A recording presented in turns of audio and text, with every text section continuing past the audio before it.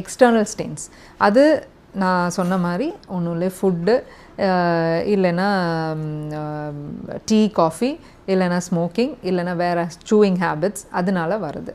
So இந்த ஜென்ரலாக இந்த ஸ்டெயின்ஸ் வந்து எல்லோ ஸ்டெயின்ஸ் இல்லைன்னா ப்ரௌன் ஸ்டெயின்ஸ் வந்து நம்ம டெய்லி வந்து காஃபி டீ குடிக்கும்போது குடித்ததுக்கப்புறமோ இல்லைன்னா வேறு ஸ்மோக்கிங் அதுக்கப்புறமோ வந்து நம்ம வாய் கொப்பளிச்சிட்டோன்னா கொஞ்சம் ஸ்டெயினிங் இது வந்து கம்மி ஆகும். பட் ஆனால் ஒரு டைமுக்கு அப்புறம் லைக் மீனிங் ஒரு ஆஃப்டர் 5 to 6 months டெஃபினட்டாக இது வந்து நம்ம டென்டிஸ்ட் கிட்ட போயிட்டு க்ளீன் பண்ணால் தான் உங்களுக்கு ஃபுல்லாகவே வந்து இந்த கரை வந்து ரிமூவ் ஆகும்.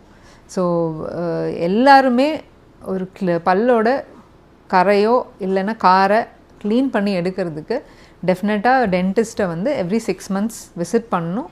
ப்ரொஃபஷ்னலாக ஸ்கேலிங் சொல்லி procedure, that is the cleaning procedure வச்சு தான் நம்ம வந்து அது ஃபுல்லாகவே எடுக்க முடியும்.